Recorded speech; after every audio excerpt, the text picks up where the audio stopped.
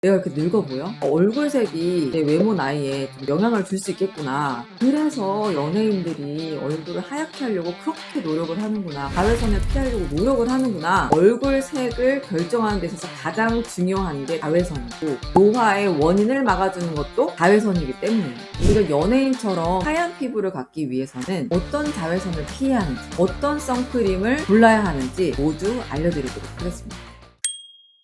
제가 부부 동반 모임에 갔다가 이런 일을 당했어요. 처음 본 어떤 여성분이 저한테 언니라고 불러도 되냐고 하시는 거예요. 제가 조심스럽게 나이를 여쭤봤어요. 아니나 다를까 그분이랑 저랑 동갑이시더라고요. 내가 이렇게 늙어 보여? 생각해보니까 그 당시에 해외에서 스킨스쿠버를 하고 얼굴이 까맣게 그을리긴 했어요. 나 말고 다른 사람도 그럴까? 객관적으로 통계를 살펴보기 위해서 연예인분들을 살펴봤더니 아니나 다를까 그분들도 역시 얼굴색이 하얗을 때와 그렇지 않을 때 차이가 뚜렷하게 나타나는 거예요. 그 다음부터 저는 선크림을 정말 열심히 발라요. 얼굴색을 결정하는 데 있어서 가장 중요한 게 자외선이고, 노화의 원인을 막아주는 것도 자외선이기 때문이에요. TV에서 한 번쯤 이런 거 보셨죠? 연예인분들이 야외 촬영하시다가 잠깐 쉴 때 스태프분들이 오셔가지고 큰 장우산 같은 거 씌워주잖아요. 자외선 차단하는 데 있어서 그런 양산이나 큰 책 밑에 있는 게 가장 좋아요. 근데 우리는 그렇게 하기 어렵잖아요. 이 선크림의 종류에도 세 가지가 있어요. 무기자차, 유기자차, 혼합자차. 무기물질 자외선 차단제, 유기물질 자외선 차단제, 자외선 차단제 해서 자차. 무기자차는 우리 피부 위에 한 겹을 덮었다, 한 겹을 씌웠다, 자외선이 들어왔을 때 바로 튕겨줘요. 하지만 무기자차 선크림은 원료 자체가 광물가루로 되어 있기 때문에 얼굴이 조금 하얗게 일어나는 백탁 현상이 있어요. 이중세안으로 꼼꼼히 씻어주셔야 돼요. 무기자차 선크림 설명드릴게요. 듀이트리 어반 쉐이드 안티폴루션 제품입니다. 무기자차를 구성하고 있는 성분 자체가 가루잖아요. 살짝 두꺼운 발림성을 갖고 있어 뻑뻑하게 느껴질 수는 있는데 튼튼하게 자외선을 차단해주는 성분을 훌륭하게 포함하고 있고, 제가 앞으로 보여드릴 이 유기자차나 혼합자차에 비해서 조금 매트하다라는 느낌은 들지만 다른 무기자차에 비해서 제형이 잘 흡수돼요. 유기자차는 우리 피부에 흡수돼요. 피부를 흡수하면서 열을 발생하기 때문에 자극을 줄 수가 있어요. 임산부나 어린아이들, 열감을 가지고 있는 여드름 피부 혹은 홍조 같은 경우에는 유기자차보다는 무기자차 사용하시는 거를 권장드려요. 유기자차 선크림입니다. 달바의 워터풀 에센스 크림 제품이고요. 물광 같은 피부 표현을 하고 싶을 때에는 이 유기자차를 바른 후에 메이크업을 하면 피부 표현이 더 예쁘게 되더라고요. 수분감도 많고 오일리해서 그런지 뭔가 촉촉한 에센스나 세럼을 바르는 느낌처럼 묽은 타입이었어요. 그리고 이런 선크림은 기능성 성분이 많이 들어있어서 크림인데 자외선 차단까지 함께 해주는 제품이라고 봐주세요. 혼합자차 선크림입니다. 헤라의 UV 프로텍터 멀티 디펜스. 혼합자차는 무기자차의 장점과 유기자차의 장점을 고루 갖고 있어서 촉촉한 피부 표현도 되지만 자외선도 잘 차단해줘요. 달바가 세럼이나 에센스 같다면 이 제품은 크림 같은 제형이에요.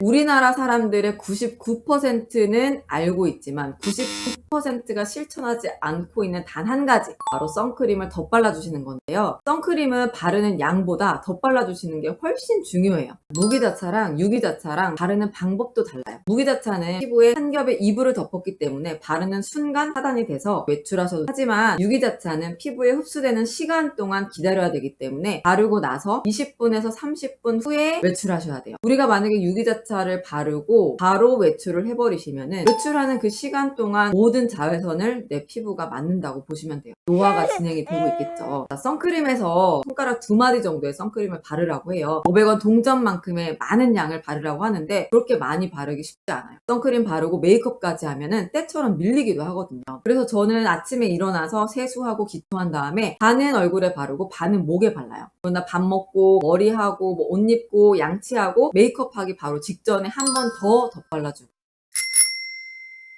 자외선의 종류는 세 가지가 있어요. UVA, B, C. 그런데 UVC는 대부분 오존층에 흡수되기 때문에 우리 피부에 큰 영향을 끼치지 않아요. 그 중에서도 자외선 B가 무서운 아이예요.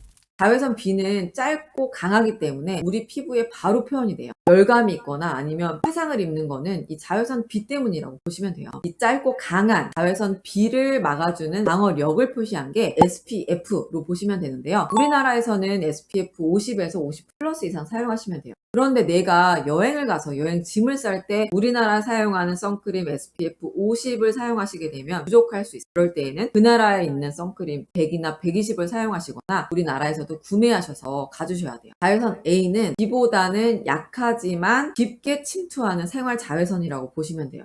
창문도 통할 정도로 굉장히 길게 쏟아요. 실내에서 주로 활동하시긴 하지만 유리창에 블라인드나 커튼이 없을 경우에는 선크림을 꼭 발라주셔야 돼요.